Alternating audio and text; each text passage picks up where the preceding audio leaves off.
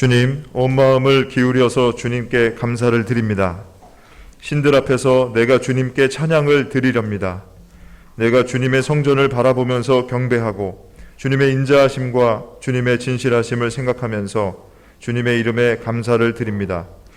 주님은 주님의 이름과 말씀을 온갖 것보다 더 높이셨습니다. 내가 부르짖었을 때에 주님께서는 나에게 응답해 주셨고 나에게 힘을 한껏 북돋우어 주셨습니다. 아멘.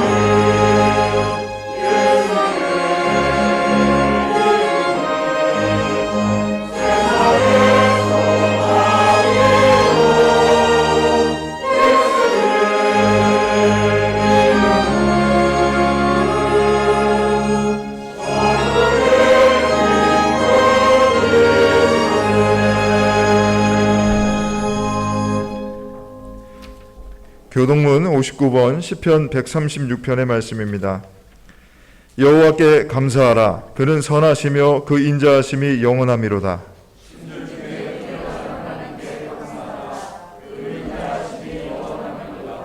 주들 중에 뛰어난 주께 감사하라. 그 인자하심이 영원함이로다.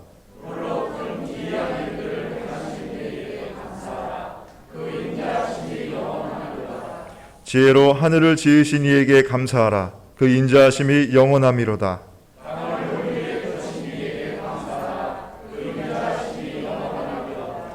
큰 빛들을 지으신 이에게 감사하라. 그 인자하심이 영원함이로다.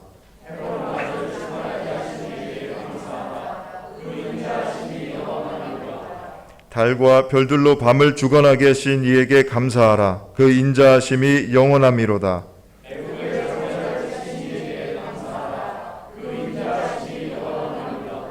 이스라엘을 그들 중에서 인도하여 내신 이에게 감사하라. 그 인자하심이 영원함이로다.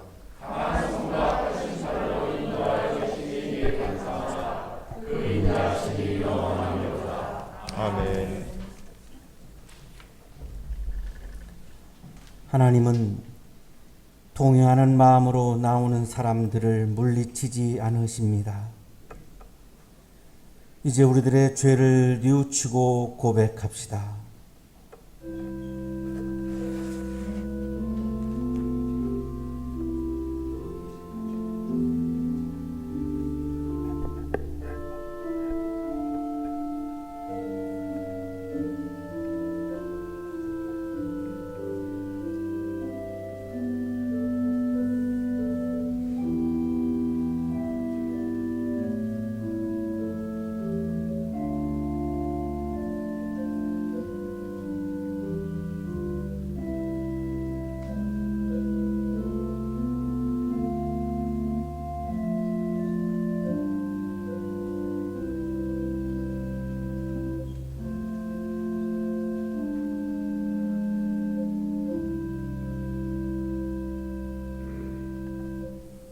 우리가 우리 죄를 자백하면 하나님은 신실하시고 의로우신 분이셔서 우리 죄를 용서하시고 모든 불의에서 우리를 깨끗하게 해 주실 것입니다. 아멘.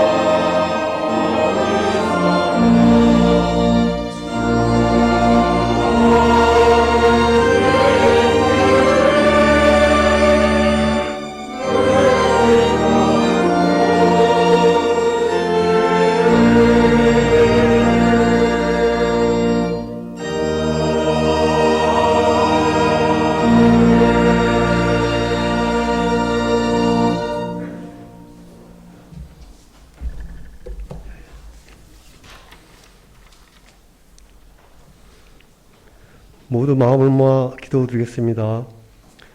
만문의 주관자시오 주니신 하나님 아버지, 오늘도 부족한 저희들을 사랑하사 예배 자리로 불러주시니 감사합니다. 허물 많고 연약한 저희들을 사랑하사 하나님의 자녀 삼아주시고 붙들어주시니 그 은혜 또한 감사드립니다. 오늘도 거룩한 주일을 맞아 저희들이 한자리에 모여 하나님을 찬양하고 예배하오니 받아주시옵소서. 자비의 하나님, 지난 한 주간의 삶을 주님 앞에 고백합니다. 하나님께 받은 은혜가 커서 헤아릴 수도 없고 주님께 받은 사랑이 너무 많지만 우리는 여전히 세상이 주는 쾌락과 욕심을 탐하여 살아왔습니다. 사랑의 주님, 이 시간 성령이 불로 더럽혀진 저희 심령을 태워서 거룩하고 순결한 영으로 거듭나게 하옵소서. 십자가의 능력으로 온전히 우리 심령을 주관하시고 거룩한 영이 충만하여 주님만 바라보며 살아가는 그 시간이 되게 하옵소서. 거룩하신 하나님, 우리가 하나님의 백성으로 거룩한 삶을 살아가게 하시고 우리 안에 거룩한 성령으로 충만하게 하옵소서. 날마다 주님을 닮아가게 하시고 주님의 형상을 이루어나도록 원합니다. 우리의 행위와 언어, 생각과 마음까지도 주님을 닮게 하시고 거룩하고 순결한 진리의 삶을 살게 하옵소서. 우리가 무엇을 보고 무엇을 배우며 무엇을 위해 살아가야 합니까? 오직 주님을 바라보며 주님께 배우고 거룩하신 하나님을 위해 살아가야 합니다. 우리가 진정 그렇게 살아가기를 원합니다. 낙심한 이들을 붙들어 주옵소서. 시간이 갈수록 우리의 믿음이 단단해지고 우리의 소망이 더욱 선명해져야 하지만 우리의 연약한 육신은 그러지 못합니다. 자비 하나님, 우리의 믿음이 주님 앞에 굳게 하옵소서. 우리의 거처를 정하시고 우리의 발길을 인도하시는 주님의 신뢰하는 믿음을 갖게 하옵소서. 우리가 날마다 주님께 순종하게 하시고 주님을 의지하게 하시며 주님을 갈망하게 하시고 주님께 동행하게 하옵소서. 6월은 호국 부원의 달입니다. 그 달을 기억하시고 기념하게 하시니 감사합니다. 우리가 힘써 나라와 민족을 위해 기도하게 하옵소서. 하나님을 인정한 나라는 부강하게 될 것이고 하나님을 높이는 나라는 강하게 될 것입니다. 고통받는 북한 동포들을 불쌍히 여기시고 그들이 다시 회복하게 하옵소서. 하루하루를 먹고 살 것이 없어서 고통받고 있습니다. 주님께서 친히 그들을 먹이시고 입혀 주옵소서. 얼어붙은 저 북녘 땅을 복음의 빛이 비추게 하옵소서. 다가오는 여름 수련을 축복하시고 오랜만에 같이 모여 주님께 찬양 올리며 성도들이 교제를 잘 이룰 수 있도록 인도하여 주옵소서. 우리 청년 세대와 질병으로 고통받는 성도들을 기억하시게 하시고 그들에게 건강을 회복시켜 주셔서 항상 믿음으로 살아가게 인도하옵소서. 오늘 하나님의 말씀을 증가하신 이찬일 목사님께 능력에 능력을 더하여 주시고 살아있는 생명의 말씀을 전하게 하옵소서. 성스러운 찬양을 올리는 칼로스 성가대와 이 예배를 준비하는 모든 이들에게도 큰 축복을 내려주옵소서. 저희들에게도 마음의 문을 활짝 열고 믿음으로 아멘하게 하시며 주님을 사랑하게 고백하옵소서. 예수님의 이름으로 기도드립니다. 아멘.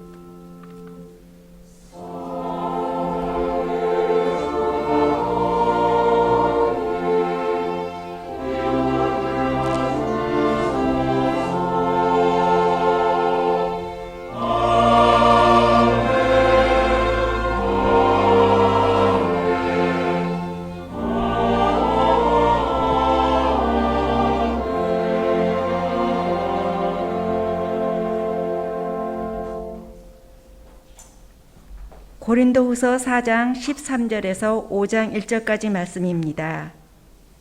성경에 기록하기를 나는 믿었다. 그러므로 나는 말하였다 하였습니다. 우리는 그와 똑같은 믿음의 영을 가지고 있으므로 우리도 믿으며 그러므로 말합니다. 주 예수를 살리신 분이 예수와 함께 우리도 살리시고 여러분과 함께 세워주시리라는 것을 우리는 알고 있습니다. 이 모든 일은 다 여러분을 위한 것입니다. 그리하여 하나님의 은혜가 점점 더 많은 사람에게 퍼져서 감사하는 마음이 넘치게 하고 하나님께 영광을 돌리게 하려는 것입니다. 그러므로 우리는 낙심하지 않습니다. 우리의 겉사람은 낡아가나 우리의 속사람은 날로 새로워집니다. 지금 우리가 겪는 일시적인 가벼운 고난은 비교할 수 없을 정도로 영원하고 크나큰 영광을 우리에게 이루어 줍니다. 우리는 보이는 것을 바라보는 것이 아니라 보이지 않는 것을 바라봅니다. 보이는 것은 잠깐이지만 보이지 않는 것은 영원하기 때문입니다. 땅에 있는 우리의 장맛집이 무너지면 하나님께서 지으신 집, 곧 사람의 손으로 지은 것이 아니라 하늘에 있는 영원한 집이 우리에게 있는 줄 압니다. 서신서의 말씀입니다. 하나님 감사합니다.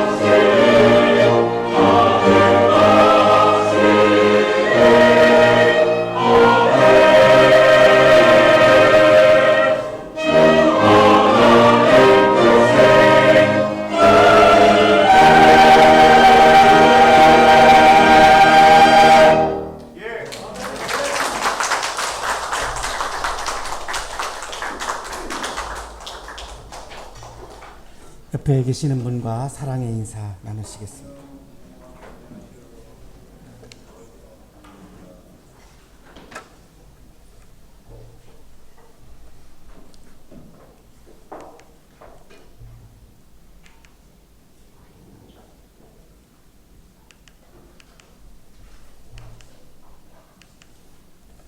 바흐는 1685년에 독일의 아이젠하우에서 태어났습니다. 마르틴 루터가 1400년대에 이 도시에서 태어났고 한 200년 후에 또 이 같은 도시에서 바흐가 태어나서 두 사람 사이에는 아주 영적인 깊은 대화가 이렇게 갔습니다. 9살 때 양부모님을 잃고 고아가 됩니다. 그래서 큰형 집에 가서 살았고 15살 때에 미카엘 학교에 이제 합창단의 단원으로 입단을 합니다. 그렇게 하면 이제 기숙사에 들어가서 이제 의식주가 해결이 되기 때문에 그래서 이제 합창단에 들어가서 변성기가 아직 지나지 않았기 때문에 이제 소프라노로 이렇게 입단을 합니다. 19살 때에 이제 드디어 처음으로 자기가 아주 기다리던 그 노예 교회 오르간 연주자가 됩니다. 너무나 오르간 연주자를 하고 싶었습니다. 그 이유는 오르간을 연주를 하는 것은 내가 하나님의 음성을 사람들한테 들려주는 것이다 라고 하는 그런 확신이 있었기 때문에 그랬습니다. 저도 이제 개인적으로 굉장히 누누이 강조하는 건데요. 우리가 하나님을 만나는 것은 하나님을 보는 것이 아니라 하나님의 소리를 들어서 만나는 것이다. 하나님의 소리는 두 가지다. 하나는 말씀, 하나는 찬송. 저는 이걸 아주 확고하게 생각하는 사람이고 평소에 학생들한테도 많이 강조하는 건데 역시 바도 같은 생각이었습니다. 이 오르간은 그냥 연주가 아니라 하나님의 소리를 사람들에게 들려주는 것이다. 이런 소신을 가지고 매 주일마다 오르간을 연주를 합니다. 이때 최고의 오르가니스트는 북슈테 후데라고 하는 분이었습니다. 오늘 우리 전주 연주한 곡이 바로 이 북슈테 후데 곡입니다. 우리 교회에서 전주 후주 연주되는 곡에 가장 많은 횟수가 이제 바흐고 그리고 2위가 이 북슈테 후데 곡을 가장 두 번째로 많이 연주를 하고 있는데요. 열렬한 팬이었습니다. 그래서 너무나 듣고 싶은 거죠. 북슈테 후대 연주를 너무나 듣고 싶은데 거리가 굉장히 멀었습니다. 아른슈타트에 있었고 북슈테 후대는 류벡에 있었고 한 거리가 거의 한 500km, 왕복 1000km. 쉽게 생각하면 서울에서 부산 정도의 거리입니다. 여기를 연주를 듣기 위해서 걸어서 갔다 오는 겁니다. 왕복 1000km입니다. 그런데 듣지 않고는 견딜 수가 없는 겁니다. 그래서 걸어서 찾아가는 거죠. 그러니까 휴가를 해야죠. 휴가 안 하면 갔다 올 수가 없습니다. 그래서 휴가를 받아가지고 가는데 막 빠져들어가니까 이 휴가가 끝났는데도 안 돌아옵니다. 그래가지고 3개월 동안 무단 결근을 해가지고 경고를 받기까지 합니다. 그 정도로 북슈테 후대 오르간에 심취했던 거죠. 22살 때 결혼을 합니다. 그런데 얼마 안 있어서 부인이 죽습니다. 아기를 7명 낳았습니다. 7명 낳고 그리고 죽었고 재혼을 해서 두 번째 아내가 13명의 아이를 낳습니다. 그래서 자녀가 20명입니다. 그리고 원래 그 아주 대가족인데 이 바흐의 가족 중에 음악가만 50명입니다. 그러니까 완전히 음악가 집안이죠. 이 아버지도 그렇고 할아버지도 그렇고. 근데 20명을 이게 먹여 살린다는 게 쉽지 않죠. 우리는 뭐 지금 두세 명도 먹여 살리기 쉽지 않아서 우리 청년들이 결혼을 안 하는데 우리 방학을 해가지고 청년들이 좀 결혼을 좀 하라고 얘기하려고 준비했는데 다 집으로 가버렸는데 그래서 이제 아이들을 키우기 위해서 라이프치히로 이제 이사를 하죠. 이게 좀 더 대도시인 것 같아요. 그래서 이제 수입을 해야 되는데 성 토마스 교회라고 하는 교회가 이제 그 당시에서는 이제 큰 교회고 거기 이제 칸토르를 뽑는다 그래서 성가의 단장 같은 거죠. 그래서 이제 지원을 하는데 워낙 그 당시에 텔레만이라고 하는 사람과 그라우퍼나라고 하는 사람이 아주 유명한 실력이 있는 오르가니스트입니다. 이 두 사람이 어플라이를 한 겁니다. 그러니까 밀리는 거죠. 그래서 이렇게 뽑은 거로는 3위입니다. 3위. 세상에 천하의 바흐가 이 어플라이 해가지고 밀렸다는 거가 좀 믿기지가 않죠. 그런데 이 텔레만과 그라우파나가 이 연봉이 적다고 사양을 합니다. 거절을 해요. 초청을 받았는데. 그래서 세 번째까지 내려간 거죠. 그래서 바흐가 어부지리로 이렇게 이제 선정이 됩니다. 한 100년 동안 바흐는 아주 별 볼 일 없는 음악가로 존재했고 바흐에 대해서 아무도 관심을 갖지 않았습니다. 1802년에 이 포르칸이라고 하는 분이 음악가이기도 하고 또 음악 사학자이기도 한데 이분이 최초로 바하 연구서를 냅니다. 이 연구서에 보면은 바흐의 생애와 예술 그리고 작품이라고 하는 이 연구서인데 여기에 보면은 이 그 에피소드가 이 스토리가 여기 나와요. 이 모든 관계자들이 다 바흐를 별로 주목하지 않았다라고 하는 이게.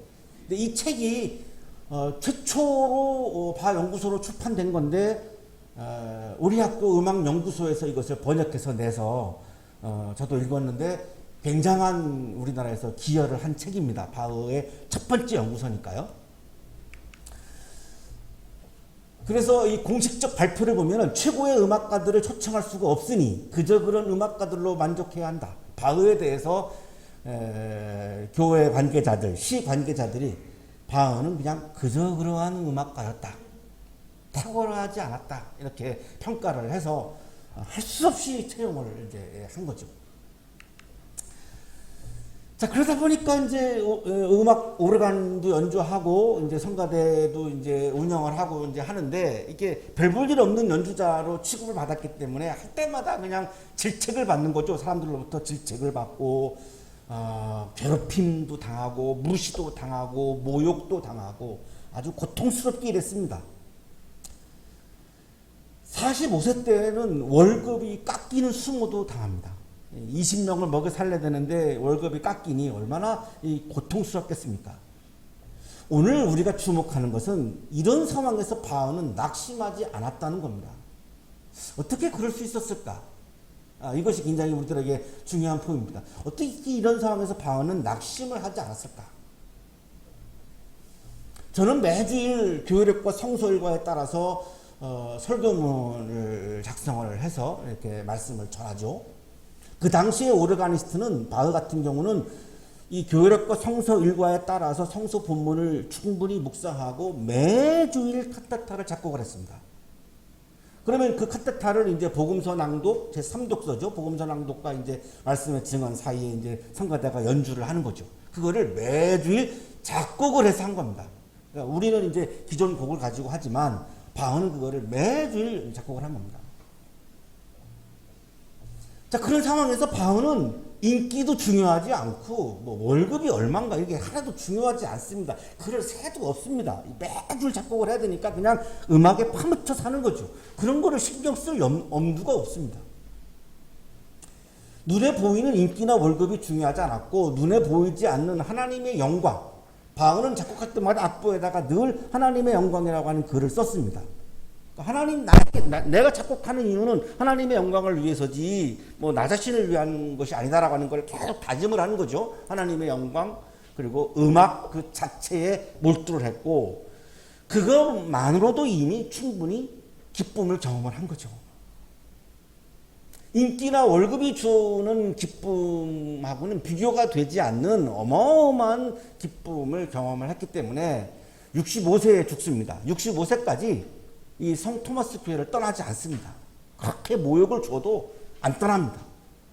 그게 중요하지 않기 때문에 아무리 모욕을 줘도 그런 인기나 뭐 월급이 중요하지 않기 때문에 떠날 이유가 없는 거죠. 내가 작곡을 해서 하나님께 영광을 돌리고 좋은 음악을 작곡을 해서 많은 사람들에게 하나님의 음성을 들리는 것 이것이 나에게는 최고의 기쁨이기 때문에 떠날 이유가 없는 거죠. 그래서 결국은 매주일 작곡하니까 300곡이 넘는 칸타타를 작곡을 했을 때에 세상에서 이렇게 딱 악보로 인쇄돼서 출판된 것이 딱 한 곡뿐이었습니다. 그만큼 바하의 사람들은 집중하지 않았습니다. 65세에 이제 세상을 떠나는데 65세의 시력을 완전히 잃어버립니다. 아무것도 보지 못합니다. 이때도 바흐는 낙심하지 않습니다. 왜냐하면 계속해서 칸타타를 작곡할 수 있으니까요. 눈을 멀어도 작곡은 계속할 수 있으니까. 피아노 오르간 치면서 얼마든지 작곡할 수 있으니까 뭐 개의치 않습니다. 그런 상황에서도 끝까지 바흐가 고수한 것이 있습니다. 사람들을 열광시켜서 어마어마한 스타가 되는 오페라 작곡을 하지 않았습니다. 끝까지 않았습니다. 사람들의 청각을 자극하는 그런 감각적인 음악 작곡하지 끝까지 작곡하지 않았습니다. 오로지 끝까지 그냥 학구적인 마음 차원에서 예배 음악, 교회 음악에 집중했고, 교회에서 연주하는 오르간 곡, 그거를 우리 한은명 교수님이 매주 많이 연주하시는 것 같더라고요. 그리고 성가대가 연주하는 이제 칸타타, 이것만 집중을 한 거죠. 대중성도 없었고 명성도 얻지 못했습니다. 그러다 보니까 44세 때 성토마스 교회에서 마태 순환곡을 처음으로 이제 작곡해서 연주를 하는데 아무도 주목하지 않았습니다. 그래서 한 번 딱 연주하고 끝나버렸습니다. 악보도 다 사장돼 버렸고 이 유명한 곡을 아무도 알아주지 않았습니다. 그로부터 100년 후 맨델스존이 라이프치히에서 음악 활동을 했습니다. 그러다가 버려져 있는 이 마태 순환곡 악보를 발견한 거죠. 보니까 어마어마한 곡인 거예요. 그래서 맨델스존이 지휘를 해가지고 마태 순환곡을 100년 만에 성 토마스 교회에서 연주를 합니다. 난리가 난 거죠. 어마어마한 은혜를 사람들이 받고 감동을 받고 눈물을 흘리고 뭐 엄청났습니다. 비로소 100년 만에 바흐가 전설이 되는 순간입니다. 음악의 아버지라고 하는 별칭이 붙기 시작하는 순간이 바로 이 100년 후입니다. 바흐는 앞이 보이지 않고 실명을 하는 상황에서도 낙심하지 않았습니다. 끝까지 하나님의 영광과 그 예술 자체에 몰두를 했던 거죠. 그래서 낙심하지 않았던 이유가 거기에 있습니다. 눈이 멀든 연봉이 깎이든 인기가 없든 아무 문제가 되지 않습니다. 하나님의 영광을 위해서 그리고 그 음악 자체에 대해서 진심으로 그거를 대하고 바라보았기 때문에 그 자체가 자신에게 기쁨을 가져다 주었기 때문에 어떤 상황에서도 낙심하지 않았던 겁니다. 오늘의 성서 본문은 고린도 교회에 많은 낙심하는 사람들이 있었습니다. 그 당시에 바울의 적대자들이 나타나서 바울의 사도성을 공격했고 바울의 사도성을 공격하니까 교회의 은혜가 깨지고 사랑의 분위기가 깨지고 교회가 막 분열되고 뭐 시끄럽고 이러니까 얼마나 많은 교인들이 낙심을 하겠습니까? 교회를 떠나는 사람도 나타나고 교회를 등지는 사람들도 나타날 수밖에 없죠. 이런 상황에서 바울이 이 고난을 당하면서 낙심하고 있는 사람들에게 낙심하지 말아야 하는 이유에 대해서 말씀하신 것이 오늘의 성서일과 본문입니다. 바울은 이 말씀을 전하면서 일단 시편에 있는 말씀을 인용을 하는데요. 116편의 말씀을 인용합니다. 이 10편 160편 10절에 이렇게 말씀이 기록되어 있습니다. 내 인생이 왜 이렇게 고통스러우냐 하고 생각할 때에도 나의 믿음은 흔들리지 않았습니다. 내가 사도성에 대해서 공격받고 이렇게 고난을 당하는데 억울하게 고난을 당하는데 그래도 나는 믿음이 흔들리지 않습니다를 표명하고 있는 거죠. 왜 그런 상황에서 내 믿음이 흔들리지 않는가를 얘기를 하면 낙심하지 않는 이유가 여기에 다 나오겠죠. 그래서 이렇게 말씀을 이렇게 시작하는 겁니다. 왜 이 고난 앞에서도 바울은 믿음이 흔들리지 않았냐면 14절에 있습니다. 예수님을 살리신 분이 예수님과 함께 우리도 살리시고 여러분과 함께 세워주시라는 것을 우리는 알고 있습니다. 예수님이 그렇게 십자가에서 고난받고 죽임을 당했지만 하나님은 그 예수님을 살리셨지 않는가?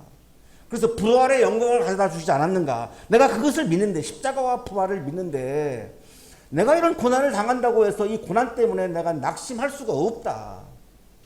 그러면 내가 십자가와 부활을 믿지 않는 거가 아닌가. 나는 십자가와 부활을 분명히 믿기 때문에 이런 고난 앞에서 나는 내 믿음이 흔들리지 않고 나는 낙심하지 않는다.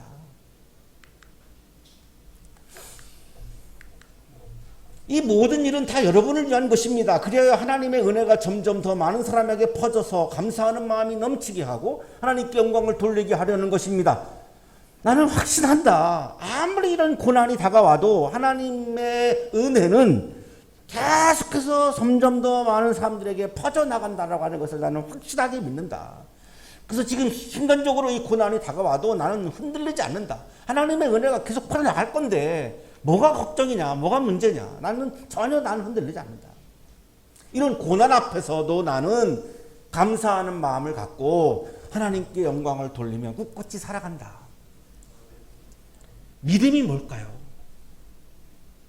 내 욕망을 하나님께 원해서 하나님으로부터 응답받는 것, 그것이 믿음일까요?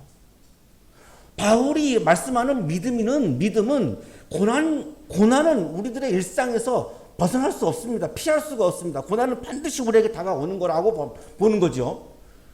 그럴 수밖에 없죠. 세상이 추구하는 거와 하나님이 말씀하시는 것이 다른데 내가 하나님의 말씀을 따라서 살아가면 이 세상에서 살아가는 동안은 고난을 받을 수밖에 없는 거죠.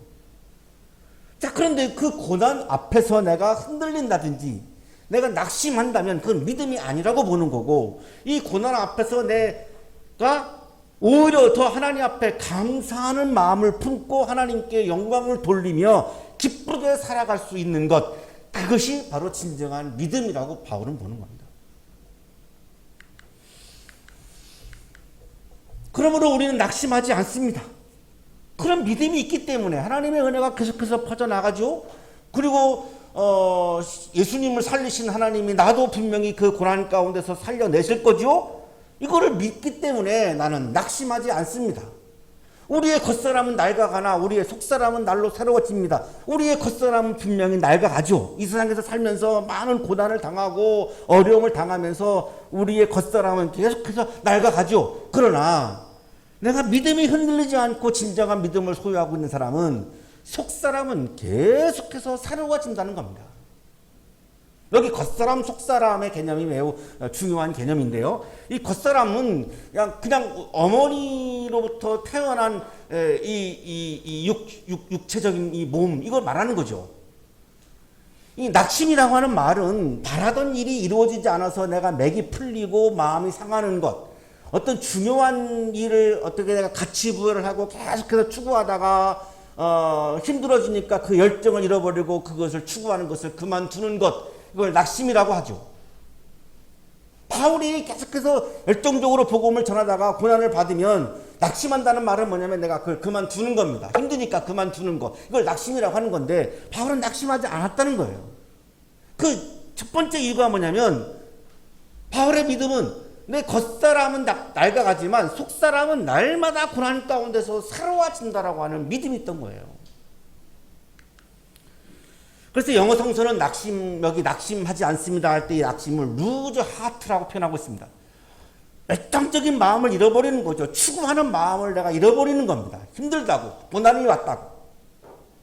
그것을 우리는 쉽게 사실 고난이 다가오면 열정을 상실할 수 있죠. 중도에 포기할 수도 있습니다. 그러나 믿음의 사람은, 믿음이 있는 사람은 아무리 고난이 와도 그것을 포기하지 않고 중단하지 않는 사람, 그 사람이 바로 낙심하지 않는 사람이 믿음의 사람이다 라고 지금 바울은 강조하고 있는 거죠. 믿음의 사람이라고 하는 개념이 좀 우리가 생각하는 거하고 많이 다르죠. 바울이 강조하고 있는 믿음의 사람. 우리 모두는 어머니로부터 받은 이 자연인, 이 겉사람은 시간에 따라서 다 낡아가게 되어 있습니다. 여기 예외가 없습니다. 우리 다 낡아가죠. 제가 이 말씀을 읽다가 제가 앨범을 들춰봤습니다. 내 겉사람이 어떻게 낡아왔는가를 확인해 보려고 이렇게 살펴봤습니다.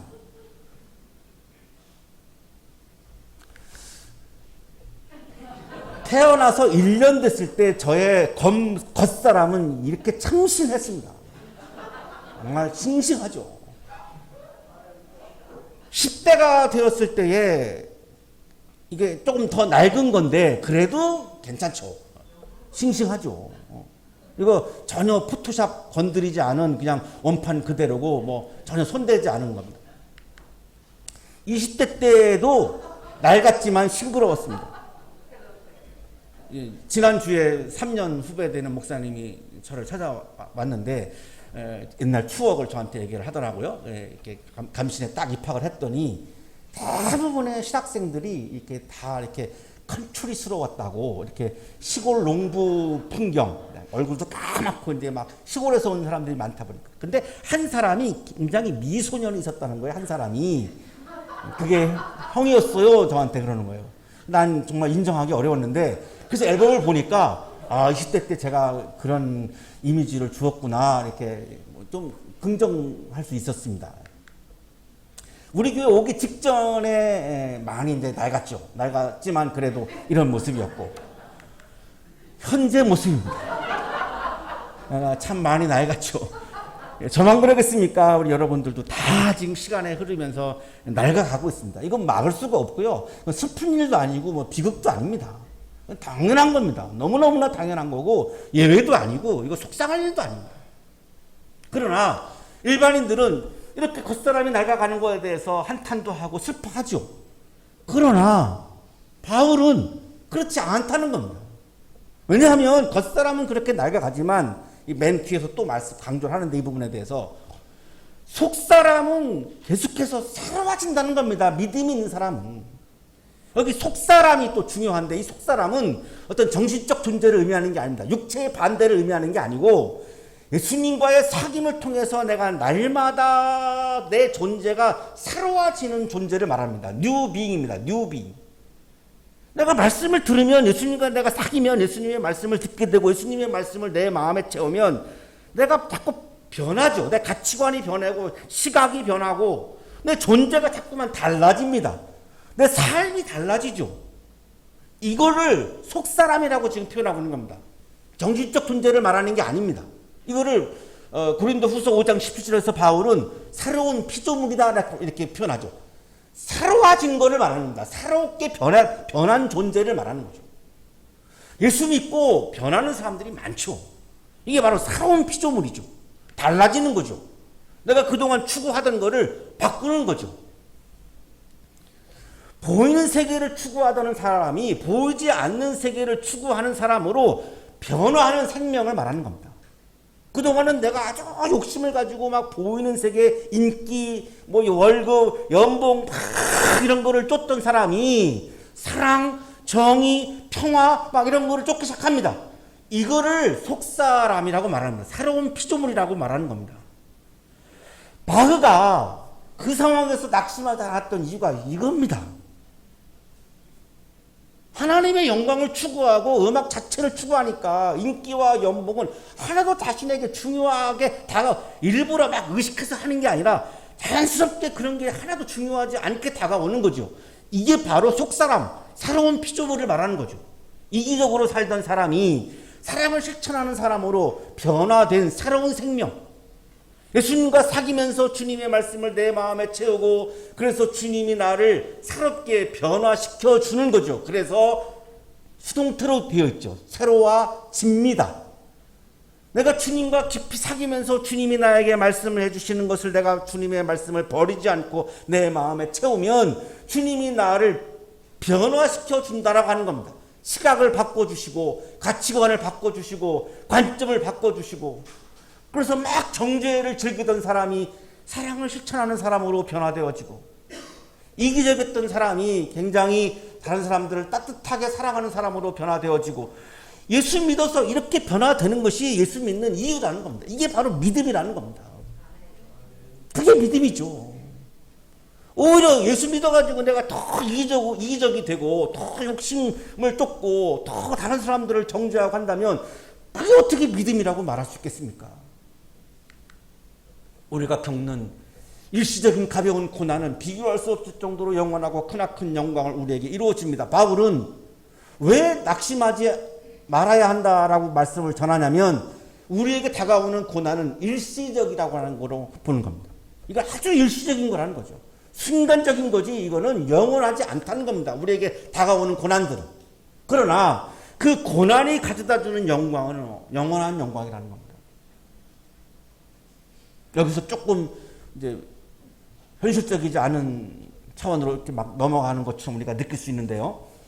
고난은 우리가 살면서 당하는 고난은 아주 일시적인데 그 고난이 우리에게 영원한 영광을 가져다 준다는 겁니다. 이제 세 번째에서 이제 더 이거를 바울이 설명을 해줍니다. 보이는 세계에서 보이지 않는 세계의 가치를 추구하며 살려면 필연적으로 고난을 받아야 합니다.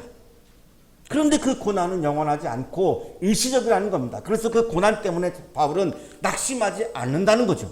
너무나 당연하다라고 하는 겁니다. 그리고 영원한 영광에 비하면 그건 아무것도 아니기 때문에 그걸 얼마든지 그걸 내가 받아들일 수 있다는 거죠. 우리는 보이는 것을 바라보는 것이 아니라 보이지 않는 것을 바라봅니다.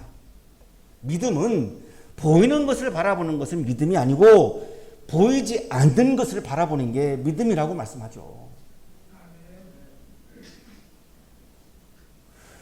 이 기절은 굉장히 중요한 기절로 저는 읽었어요. 우리들의 신앙이 보이는 세계를 추구하는 것으로 오해된 부분들이 많이 있죠.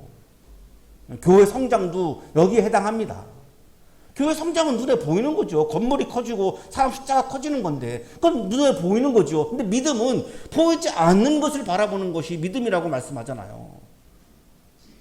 보이지 않는 거, 사랑, 정의, 평화 이런 보이지 않는 거, 하나님의 세계, 하나님의 말씀, 하나님의 영광 이거 다 보이지 않는 세계죠. 이거를 내가 추구하는 게 믿음이라고 말씀하고 있는데 성서는 자꾸 보이는 거를 추구하는 거를 믿음이라고 자꾸 이렇게 하는 경우들이 있잖아요. 난 굉장히 이건 복음의 왜곡이라고 보여지거든요.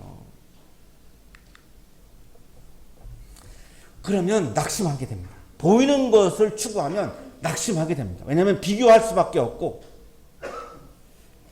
다른 단체와 비교할 수밖에 없고 다른 사람과 비교할 수밖에 없고 비교하다 보면 계속해서 낙심할 수밖에 없죠.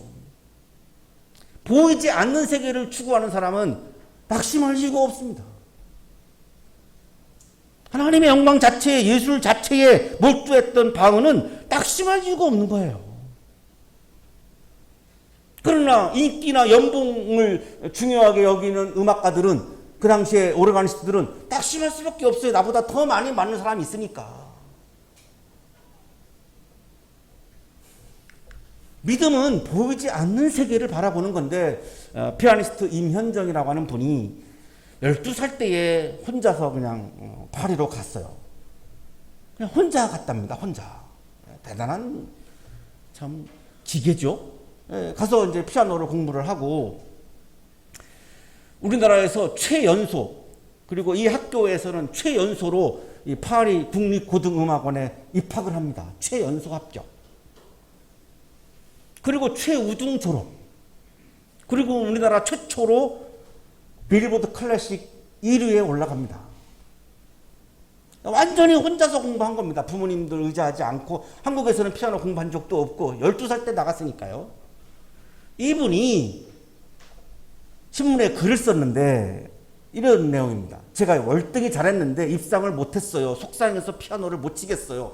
콩쿠르의 모든 미래를 걸어야 한다고 생각했던 파리 국립고등음악원의 2003년 같은 반 학생들이 담당 교수에게 늘어놓은 넋두리다. 임현정의 넋두리가 아니고 이 학교에 있는 다른 학생들이 이렇게 넋두리를 했다는 거죠.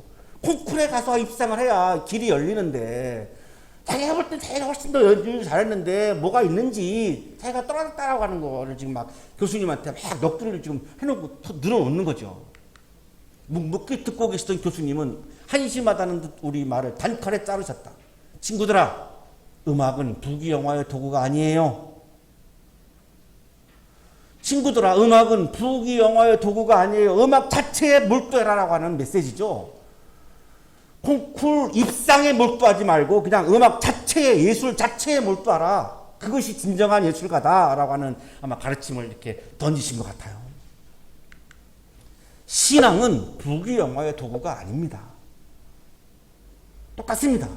신앙은 부귀영화의 도구가 아닙니다.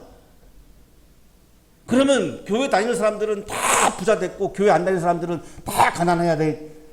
아직 그 논리가 맞는 건데 신앙이 부귀영화의 도구라면 신앙은 부귀영화의 도구가 아닙니다. 신앙은 보이는 세계의 부귀영화를 바라보고 추구하는 것이 아닙니다. 신앙은 보이지 않는 세계의 하나님, 하나님의 말씀, 하나님의 영광, 하나님의 사랑과 정의를 바라보면서 기뻐하는 것, 이것이 영성이고 신앙이고 믿음인 거죠. 보이는 세계를 바라보는 사람은 여전히 계속해서 낙심하는 삶을 살아갈 수밖에 없습니다. 보이지 않는 세계를 바라보는 사람은 기쁨에 차서 살아갈 수 있습니다. 이것이 낙심하지 말아야 하는 이유를 지금 바울이 전하고 있는 내용입니다. 고난 앞에서도 어떻게 낙심하지 않는가? 보이지 않는 세계를 추구할 때에 아무리 고난이 와도 나에게는 하나님이 계시고 하나님의 말씀이 있고 하나님의 세계가 존재하고 하나님이 강조하시는 사랑과 평화가 늘 하나님이 부어주고 계시고, 그런데 순간적인 그런 고난 앞에서 내가 낙심할 이유가 없지 않는가? 진정한 믿음을 소유한 사람은 낙심할 수 없다. 땅에 있는 우리의 장막집이 무너지면 하나님께서 지으신 집, 곧 사람의 손으로 지으신 것이 아니라 하늘에 있는 영원한 집이 우리에게 있는 줄 압니다. 여기 보이는 세계에 있는 집은 무너진다라고 말씀하죠. 이 장막집, 이거는 우리들의 몸을 의미합니다. 아까 나왔던 겉사람을 말하는 겁니다. 겉사람. 이 겉사람은 무너집니다. 겉사람은 낡아집니다. 겉사람은 사라집니다. 이걸 다시 말씀하는 겁니다. 우리들의 겉사람은 다 사라지게 되어 있습니다. 그러나 보이지 않는 세계에 있는 집은 그것은 영원하다 이렇게 말씀하는 건데, 이 보이지 않는 세계의 집, 이거는 하늘에 있는 영원한 집, 이거는 영적인 몸, 부활의 몸을 의미합니다. 겉사람, 이 장막집, 우리의 장막집 겉사람, 이것은 다 낡아서 사라지는 것이고, 하지만 하늘에 있는 영원한 집, 이거는 영원한 몸을 의미하는 건데, 우리들의 영원한 몸은 사라지지 않습니다. 믿음의 사람에게는 믿음이 없는 사람과의 차이가 있습니다. 믿음이 있는 사람에게는 우리들의 겉사람이 낡아서 사라지면 그때 하나님은 우리에게 영원한 몸을 주시는 겁니다. 새로운 몸을 주시는 겁니다. 우리를 새로운 피조물로 다시 재창조하시는 겁니다. 이거를 부활이라고 말하는 겁니다. 신약주석가 스티븐 패터슨은 이 부활의 몸을 그래서 영적인 몸이라고 설명을 합니다. 바울의 부활 개념은 몸의 부활이지 육체의 부활은 아니다. 예수나 예수를 따라 부활하게 될 사람들은 영적인 몸, 여기 영적인 몸이 나오죠. 영적인 몸을 갖고 있는 것이지 육체적 몸을 갖고 있는 것이 아니다. 그러니까 나중에 죽으면 이 겉사람이 죽는 거죠. 그때 믿음의 사람들에게는 하나님이 영적인 몸을 다시 주신다는 겁니다. 그게 바로 부활의 몸이죠. 그러니 영적인 몸을 주시기 때문에 내 겉사람이 낡아서 사라진 것이 나에게는 낙심의 이유가 될 수가 없는 거죠. 영원한 몸이, 영적인 몸이 주어지지 않는다면 낙심할 수밖에 없지요. 그러나 영적인 몸이 주어지는데 내 겉사람이 없어진다고 해서 낙심할 이유가 전혀 없는 거죠. 다른 거는 몰라도 이거는 믿으셔야 돼요. 내 겉사람이 사라지잖아요. 죽잖아요. 그러면 하나님이 그때 나에게 영적인 몸을 주신다는 겁니다. 그러니 죽음이 우리에게 두려움이 될 수가 없는 거죠. 믿음의 사람들에게는 이것이 낙심이 될 수가 없는 거죠. 이거를 고린도전서 15장에서 바울은 하늘에 속한 몸, 이 영적인 몸을 하늘에 속한 몸이라고 표현했습니다. 하늘에 속한 몸도 있고 땅에 속한 몸도 있습니다. 땅에 속한 몸, 이 몸은 낡아서 사라집니다. 그때 하나님은 나에게 하늘에 속한 몸을 다시 또 주십니다. 이거를 신령한 몸이라고 말씀했죠. 자연적인 몸으로 심는데 신령한 몸으로 살아납니다. 이 자연적인 몸은 낡아서 사라지게 되어 있습니다. 그러나 그 순간에 하나님은 나에게 신령한 몸을 주시는 거죠. 그래서 자연적인 몸이 낡아서 사라지는 것에 대해서 내가 낙심할 이유가 없는 겁니다. 이거를 믿는 게 믿음입니다. 그리스도인은 땅에 속한 몸이 낡아서 사라지면 하나님으로부터 하늘에 속한 몸을 새롭게 받기 때문에 낙심할 이유가 전혀 아니라고 지금 바울은 강조하고 있는 거죠. 신령한 몸을 새로 받기 때문에 낙심할 이유가 없다는 거죠. 사랑하는 한양 가족 여러분, 보이지 않는 세계, 하나님의 세계, 하나님의 말씀의 세계, 하나님의 사랑과 정의의 세계를 바라보는 사람은 이미 하나님으로부터 영적인 몸을 받은 사람입니다. 믿음의 사람에게는 주시는 거기 때문에 우리가 진정한 믿음을 소유한다면 보이는 세계를 추구하지 않고 보이지 않는 세계를 추구하는 믿음을, 내가 진정한 믿음을 소유하고 있다면 하나님은 벌써 이미 나에게 영적인 몸을 주신 거죠. 영적인 몸을 지닌 믿음의 사람은, 신앙인은, 그리스도인은, 영적인 인간은 보이는 세계에서 경험하는 고난 앞에서 낙심하지 않습니다. 아무리 고난이 다가와도 하나님의 세계, 말씀의 세계, 진리의 세계를 향해서 기쁨으로 걸어갑니다. 이거를 우리가 영적인 기쁨, 하나님 나라의 기쁨이라고 표현하는 거죠. 우리는 신앙인입니다. 우리는 그리스도인입니다. 우리는 믿음을 갖고 살아가는 믿음의 사람들입니다. 믿음의 사람은 보이지 않는 세계를 바라보며, 하나님의 세계를 바라보며, 하나님의 사랑과 정의의 세계를 바라보며 어떠한 고난이 와도 오늘도 기쁨으로 걸어가는 사람입니다. 여러분이 걸어가시는 믿음의 길에 하나님 나라의 기쁨이 충만하시기를 간절히 축원합니다.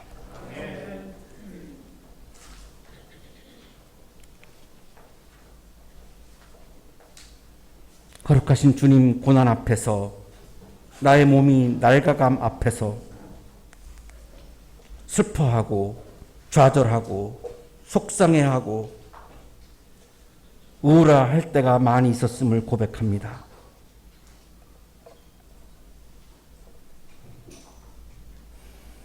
그러나 오늘 주님께서 우리에게 영적인 몸을 주신다라고 하는 약속의 말씀을 주셔서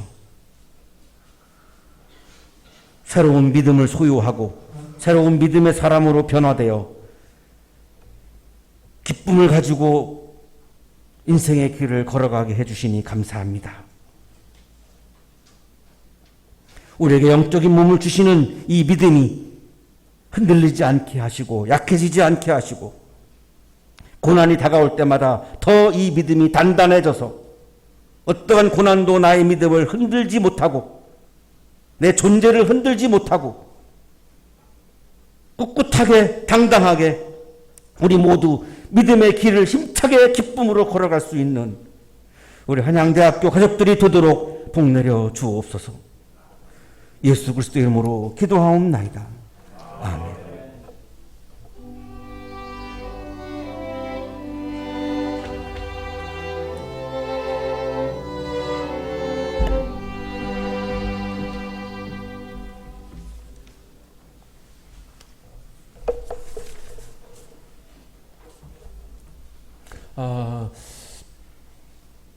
교회 성장을 강조하시는 목사님들은 교회가 성장하려면 교인들을 돌려야 된다 이런 표현을 하세요. 교인들을 돌려야 한다. 매일 교회에 나오게 해가지고 더 좀 노골적으로 표현하면 그 목사님들 표현은 뺑뺑 돌려야 교회 외에는 딴 생각을 못하게 해야 된다. 그래서 매일 교회를 나오게 해야 교회가 성장한다. 그런 걸 굉장히 강조를 하십니다. 그런데 우리 교회는 교회가 성장하는 것보다 하나님의 나라가 확장되는 것을 더 중요시하게 여기는 교회입니다. 우리 신앙 고백문에도 다 그런 것들이 들어있고, 그래서 우리 모임을 최소화합니다. 그 최소화하는 것이 주일 11시 예배죠. 그리고 주중에는 우리들의 삶의 현장에 나가서 하나님의 나라를 확장해 가는 것을 매우 중요하게 여기기 때문에 자꾸 교회로 불러들이는 것을 절제합니다. 그래서 우리 모임은 지금 현재 주일 11시 외에는 없습니다. 일반 교회는 매일 모입니다. 매일. 그러나 주일 11시 예배는 꼭 참석하셔야 합니다. 이거 외에는 없기 때문에, 딱 한 번 모이기 때문에 이것마저 모이지 아니하면 이게 구성원으로서 멤버로서 이 정체성을 갖기가 어렵기 때문에 그 주일 11시 예배 모임은 꼭 참석해 주시기를 바라고요. 그리고 주중 모임을 우리가 하지도 않고 다른 모임을 하지 않고 주일 11시 예배 외에 우리가 꼭 참석해야 되는 모임이 딱 두 가지 있습니다. 하나는 2월 달에 있는 전교인 총회고, 그리고 7월 달에 있는 전교인 수련회입니다. 이거는 이제 주일 11시 예배 이외에 우리가 아주 중요한 우리 교회의 모임인데요. 1년에 두 번밖에 없습니다. 두 번이고, 그것도 여러분 주중에는 삶의 현장에서 하나님 나라를 확장해야 되기 때문에 이 모임조차도 주일에 갔습니다. 주일 오전 예배 드리고 오후에 갔죠. 그래서 우리 한양대학교 구성원으로서는 전교인 총회 그리고 전교인 수련회는 꼭 참석하셔야 합니다. 그래야 내 구성원수의 정체성에 또 이제 문제가 없고, 또 한 3년 동안 우리가 교제를 못했기 때문에 이런 시간을 통해서 또 교제해야 우리가 하나님 나라를 또한 거기에서도 경험할 수 있는 거기 때문에, 그래서 7월 10날 2시부터 저녁 9시까지 전교인 수련회를 합니다. 옛날에는 1박을 했는데 1박을 하면 또 월요일 날 일이 있는 분들이 많아서 참석을 또 못하세요. 그래서 숙박도 하지 않습니다. 그냥 2시부터 9시까지 이렇게 우리 교인들을 굉장히 배려하고 또 존중해서 이렇게 합니다. 그러니까 이런 정도까지 이제 우리 교회가 우리 교인들을 배려하는 건데, 그래서 꼭 참석을 하셨으면 좋겠습니다. 7월 10날 예배 끝나고 그리고 점심 먹고 오후 2시부터 9시까지 양평에서 진행을 하는데요. 꼭 7월 10날 기억하시고 참석할 수 있도록 그렇게 해주시기를 간곡히 부탁드립니다.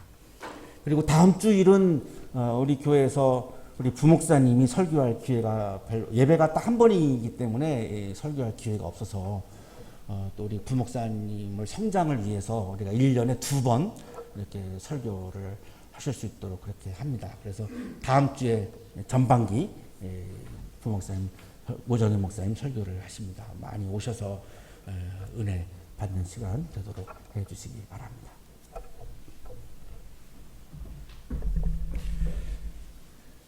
교회 소식 전해드리겠습니다.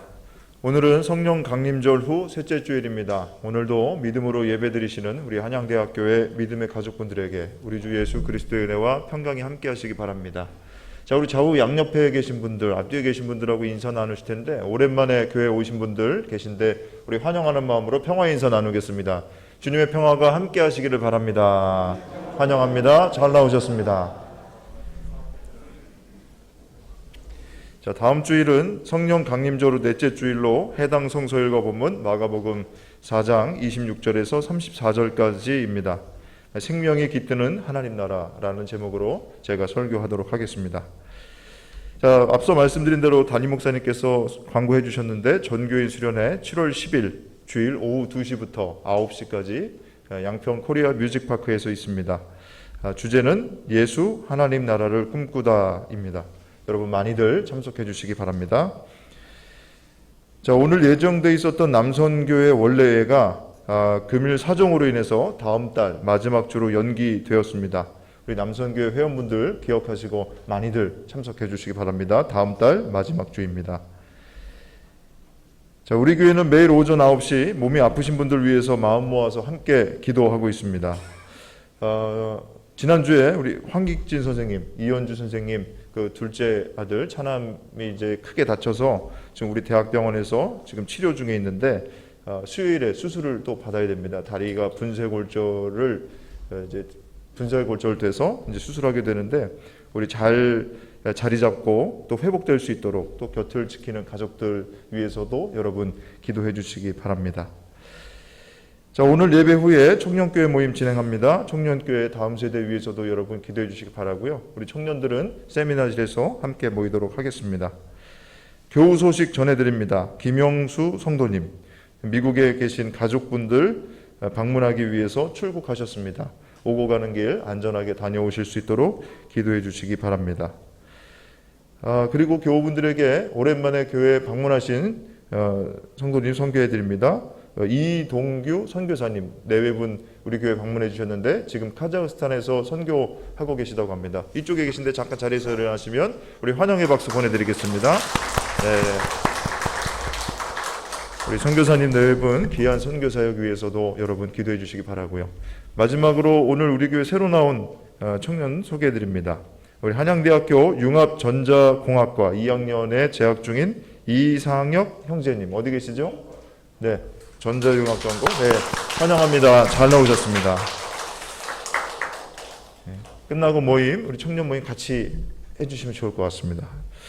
자, 7월 예배 안내입니다. 전교인 수련회로 인해서 7월 정기기획위원회 7월 첫째 주 다음 주에 모이도록 하겠습니다. 우리 기획위원분들 기억하시고 참석해 주시기 바랍니다. 그 외 교회력과 성서일과 가지고 계신 주보 참조해 주시기 바랍니다. 이상 교회 소식 알려드렸습니다.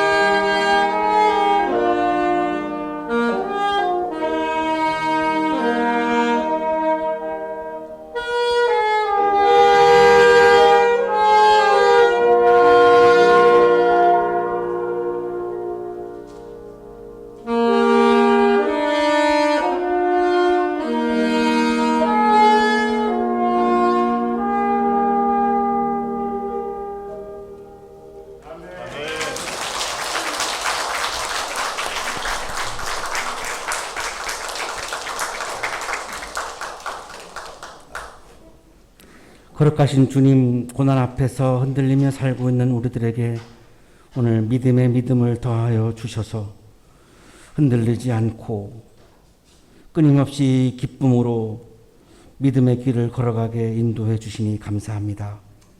감사의 마음을 예물과 찬양에 담아 올려드리오니 기쁘게 받아주시고 예물과 찬양을 드리는 손길 위에 크신 은혜를 부어 주옵소서.